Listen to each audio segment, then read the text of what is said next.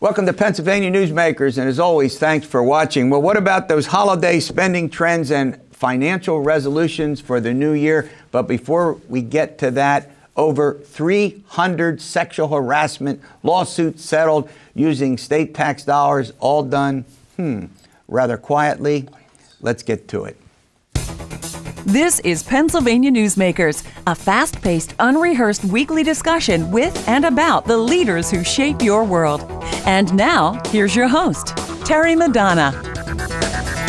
Well, welcome back to the program. Sitting across from me, as often is the case, is Brad Bumsted. I keep calling you the executive editor of The Caucus. That's not right. I promote you here, don't I? You do. You promote me, but just being bureau chief, which bureau is what chief I am, is enough. Would work. Yeah. Katie Meyer, she's the Capitol Bureau Chief with WITF. That's otherwise known as PA Public Radio. Does that work? That works. All right. I said over 300 settlements. That's probably not completely accurate.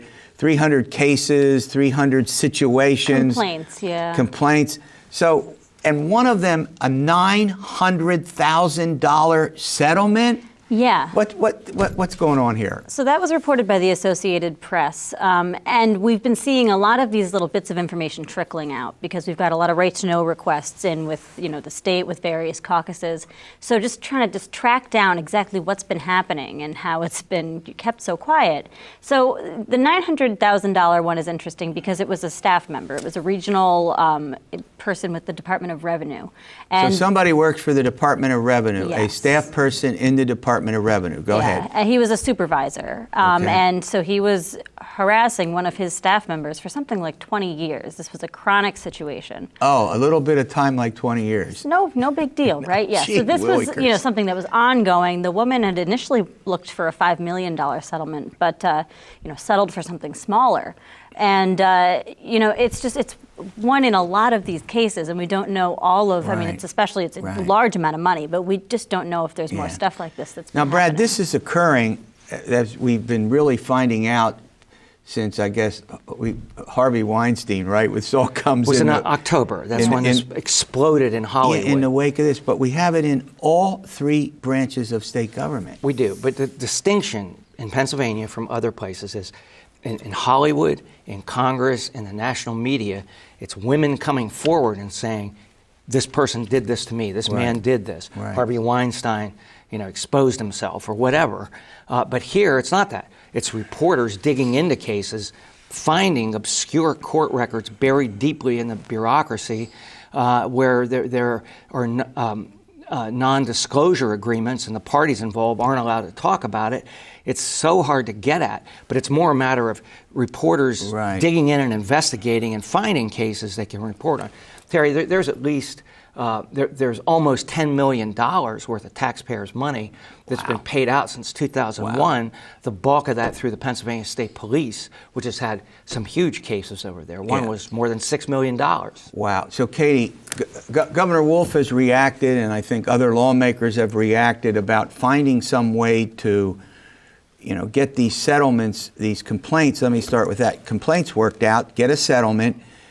The public has to be aware of it if there's taxpayer dollars, but then there also has to be a process so that the alleged victim is protected and the alleged perpetrator has, his or her day in court, so to speak. Go ahead. So, it is a difficult process, and it's a difficult thing to do to figure out, how are we going to make this work for all these cases, and what kind of reforms are appropriate. Now, the Wolf administration says it's reviewing its sexual harassment rules. The main rule was last updated in 2002 under Governor Schweiker. Wow. So it's been a little while, though Wolf did update, some workforce policies 2 years ago. So now, one of the big challenges, too, is making sure people can get settlements.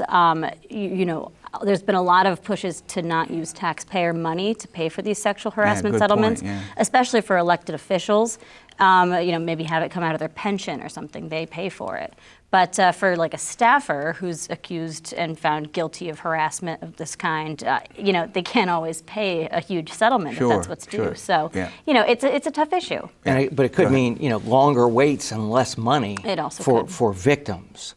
If an elected official says, I don't have the money, in a bank account in the Bahamas or something. Who knows? So you make a point here. So the point is, if it's even though we can debate whether it's morally right, legally right, et cetera, for the state government to do it, the victim gets a settlement. Otherwise, might take years, or right? get nothing Sure. at some point. The settlement is an agreement where both parties agree that there was no wrongdoing. You see this in most civil suits. There's no wrongdoing, but they get the money, but they sign an agreement that says you won't talk about it. Confidential. And that's the part that really grates people. When taxpayers are paying for the settlement, you can't find out. Now you can, if you're really good at research and you can track that case through the federal court system, get the original complaint. That's how some of these have come out. But look, there's got to be a safer and easier way for women to complain and come forward, because I've interviewed several, and they are just scared to do it. They're scared within the system. Wow. They're scared they'll lose their jobs. They're scared that they'll be ostracized and not be able to get a job. Last question before we run to a break. Does this issue have a life of its own? Is it going to be one of these issues that we've all covered, you all have covered in Harrisburg, where it's a big deal, then it goes away and we don't hear anything about it? This looks like this is not going to go away. I don't think it's going to go away, and I think reporters too, are going to keep bringing this up because, for instance, Brad was mentioning people going to, their supervisors to report sexual harassment. There's no one policy between even all the caucuses, between different agencies. There's just no best practice that people subscribe to here. Right, and there's not even a good place to report. Right. We published this list of 12 to 15 different places, and it's mind-numbing. I mean, where do you go? The whole process. Right. Unless it's assault, you call 911. But all right, we had an important decision out of a federal court in Philadelphia, the Third Circuit Court, having to do with congressional redistricting. We'll take that up and more after these words. This broadcast of Pennsylvania Newsmakers is presented by the Pennsylvania Chamber of Business and Industry, the statewide voice of business, and by the Pennsylvania State Education Association and Partners for Public Education, bringing the power of a great education to our schools, our students, and our communities.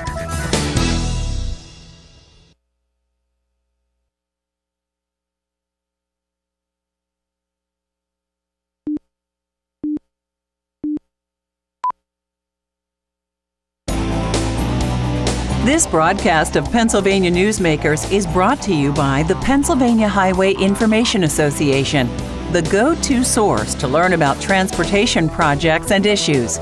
Please visit pahighwayinfo.org. And by the Pennsylvania Manufacturers Association. Business in Pennsylvania is our business. Welcome back. Katie Meyer and Brad Bumsted join me where we've talked about all of this complex situation around the sexual harassment complaints that have been filed, over 300 of them. Now we want to turn to another very, very important subject matter. It's congressional redistricting and the potential and the possibility of illegal gerrymandering.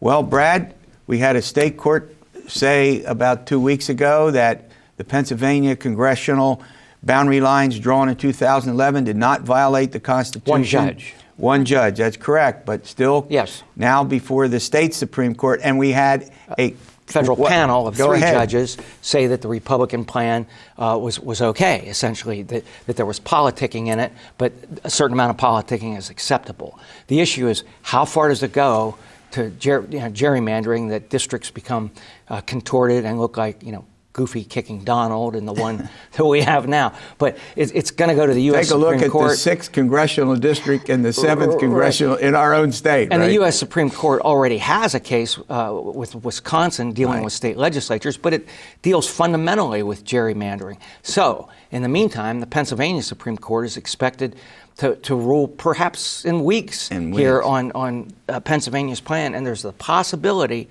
that a huge bombshell could be thrown at the legislature that they have to remap congressional districts before the primary. Yeah, I was going to say, I mean, you can't rule out the possibility that the May primary could be pushed back into June or July And imagine a court telling the Pennsylvania legislature it has to redraw the boundary lines and giving them, perhaps a time frame.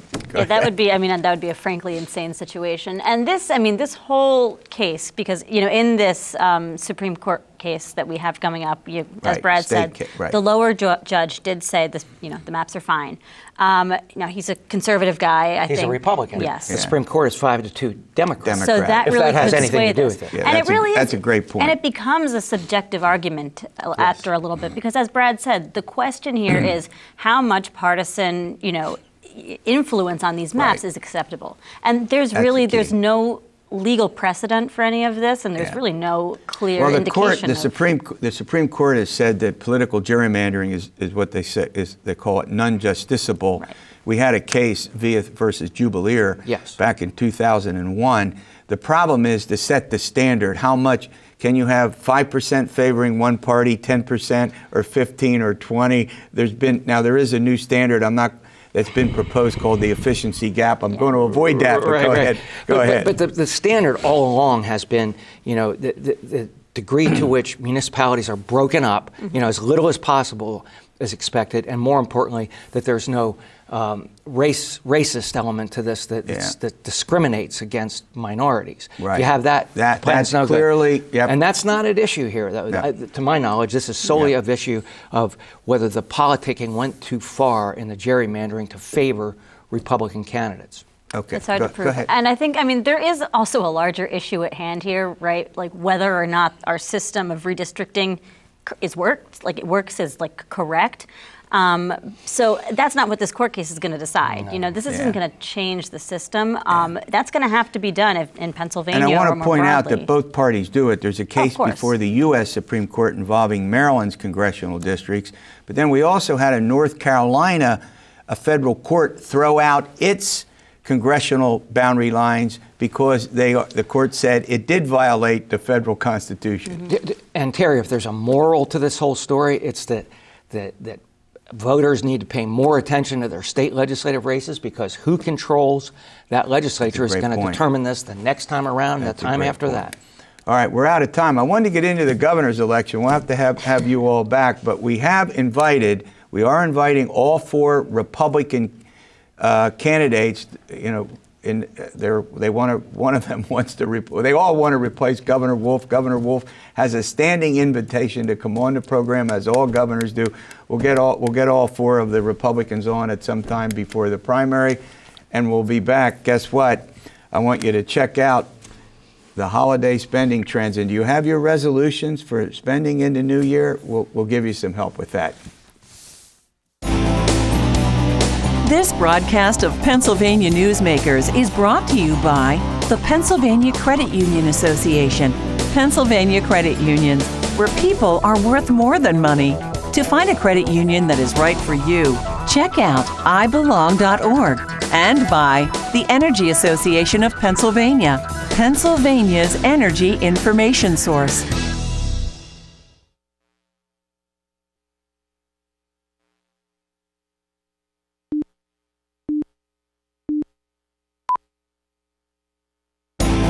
This broadcast of Pennsylvania Newsmakers is presented by the Hospital and Health System Association of Pennsylvania, working towards a healthy Pennsylvania. Well, before we get to your finances and the new year, how about the spending trends that took place over the holidays? It's always fascinating to see a rising economy, a lot of optimism among consumers. I'm looking at Mike Wishnow. He's a senior VP from the Pennsylvania Credit Union Association, and Patrick Conway, he heads that organization. He's the president and CEO. All right, Michael, let me start with you. A lot of optimism and a lot of spending. So let's go over for the folks out there. What were the big trends that you all spotted and monitored, and the data is now out? Sure. Well, Wallet Hub, which is a personal finance website, does a post-holiday shopping survey every year. Mm-hmm. And consumers spent more money this holiday season than they had the previous holiday season. Okay. So consumers are certainly feeling pretty good about it. But there are still a fair number of consumers that have that post-holiday financial hangover, if you will, in that they're winding up with getting debt. out the plastic card. Exactly, is that it? And putting it in the machine or giving it to Exactly. Exactly, and all right, so let's talk about some of them. Let's go through some of the important features of it that will give us some perspective on it. Well, I think coming through a good holiday season like this has been good for the retailers and the economy. But coming into the new year, some folks feel that they overspent. 29% in the survey that Mike mentioned feel that they overspent. 60 or 70% think they're not going to really have paid off some of their holiday spending until the end of the first quarter in 2018. So the first thing we think a lot of folks ought to consider doing is developing a budget in the new year, a monthly budget, an annual budget. Yeah. The other thing is that Wallet Hub also reports is that some people don't realize they can return purchases, that there's a longer time frame. They may not even realize that there's consumer protection for some of these. Talk about that a bit. I mean, we talk a lot about credit cards on this program in general. Absolutely. And cards are clearly the best way to shop, particularly if you can pay them off. But there are a lot of protections with a lot of credit cards in the marketplace. Many of our credit unions have credit cards where there are policies where they'll reimburse if you don't get the item as promised, if you bought it over the internet, those kinds of things. The other thing is return policies are huge for consumers. Everybody gets that sweater they don't really need, and a lot of them go back. Or doesn't fit. Or doesn't fit, right. Yeah, so all in all, what we have going on here is that we've got a fair number of people who've obviously increased their debt. And then there's a pretty high expectation, however, in this same Wallet Hub that folks, they say, well, we can pay these off in a relatively short period of time. Sometimes that's not realistic, is it? Well, that's true. It depends. And I think, people really just need to plan, look at their debt situation, try to pay off that debt and really, again, I think it comes back to planning and budgeting, having a relationship with a bank or a credit union that can help. And really just to stay focused on managing your finances well. All right, well, let's run to a break. When we come back, I want to get into these resolutions because I think as we begin this year, again, I want to repeat, the economy is pretty good. It's growing. Consumer optimism, I think, is at its highest level since something like the year 2000. The credit cards and spending could increase, and getting some resolutions down about spending and what we do with our money is very important. And we'll get to all of that after these words. This broadcast of Pennsylvania Newsmakers is brought to you by the Pennsylvania Medical Society.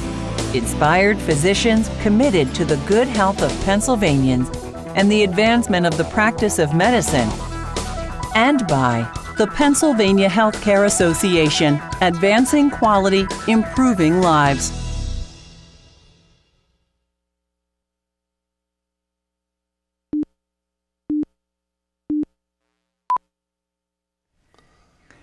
Well, I think we need to get into the financial resolutions for 2018, how to save money, how to prepare for the future, what to do about credit cards. All right, Patrick, I'm going to start with you. Give me what of all them, is there any one more important, or should we let's just go through the five? Pick one. Well, I think the budgeting thing, which we talked about earlier, is important. Having an annual and a monthly budget, holding yourself to that budget to make sure that you're sticking to the plan. Having a relationship with a bank or a credit union that can help you as your financial partner or guide post to really manage your finances. Mm-hmm. Take a critical look at your debt and develop a plan to save. And finally, I think financial literacy. Help your kids understand finances. That's something that we do on here. That's one of the services we try to provide to give you some hint. You see this? This is a pen and this is a piece of paper. Should we be writing these things down and developing? I noticed that you've talked about this over the years. It's called a written plan. Do I got that about right? Yeah, it is a written plan, but I think, quite frankly, that's a little bit of an outdated term. Today, there are so many online budgeting tools that really many financial institutions have them available to you. You just have to simply input what you've spent in the last month, and sometimes you'll surprise yourself. I mean, frankly, the whole point of the budget is to align your spending with your personal priorities. Right. And maybe when you write it down and you realize that you spent so much at Starbucks and you don't have as much for date night. That's true. Maybe you have. I'm a little old-fashioned. You notice I have this pen and the paper. The pen and paper work well too. But I get your point, and the point is well made. All right. What we all should be doing is taking a look at our assets and our debt and figuring out, you know, what is our debt situation and what do we need to make sure we don't end up in trouble, right? Absolutely. And even incrementally, to the extent that each individual or family can, reduce your debt, even if it's incremental reduction. And at the same time, develop a plan to save and invest and plan for the future. Yeah, I think that's important, is that we just can't go day by day or week by week. We need a long-term plan. And, you know, with a lot of folks, it could be, there's job instability, Michael. There's, you know, you don't know who in the family is working, and this isn't easy stuff. It isn't, and especially in an economy that's growing, which is positive, and where people are feeling pretty good. Yeah. Because what happens is people tend to get comfortable. They tend to take on more debt and perhaps save a little less because they figure that their situation is pretty good and going to get better. You know, one of the things that, you know, as someone who spent his whole life in colleges and universities, the fact of the matter is that, you know, we're student debt. It's something that a lot of colleges and universities are really working on, Patrick, to somehow find a way to assist students so that you don't graduate with this huge debt. It's a big deal on college campuses, and many students drop out because of the debt. That's a great point. You know, more kids are dropping out because of the debt than academic concerns or family issues or community matters. So that's a serious issue. And I know with a son that's entering college next year, you look at the skyrocketing college tuition costs that have gone up an average of 7.5% a year since 1987. You've really got to have a plan for that as well. And you've got to go into the college experience with a good plan, and you've got to have a plan to manage the debt that will come with that degree. You know, part of that comes from something that we try to do on here with assisting people to have a better understanding of it, but it's also parents' responsibilities with their kids, right, and their children. Absolutely. And you know, there are programs through the Treasury, for example, where as a parent, you can put aside tuition money that grows tax-free. Right. And if you start that when your child's born, you'd be surprised how much you're going to be able to help your child and in turn reduce the debt that he or she's going to carry. All right, well, thanks for this update. You'll come on throughout the course of the year, and we're going to get into these subjects more, particularly, you know, the personal finances, which we love to do on here. All right, we'll see you next week for another edition of Pennsylvania Newsmakers, and as always, stay well.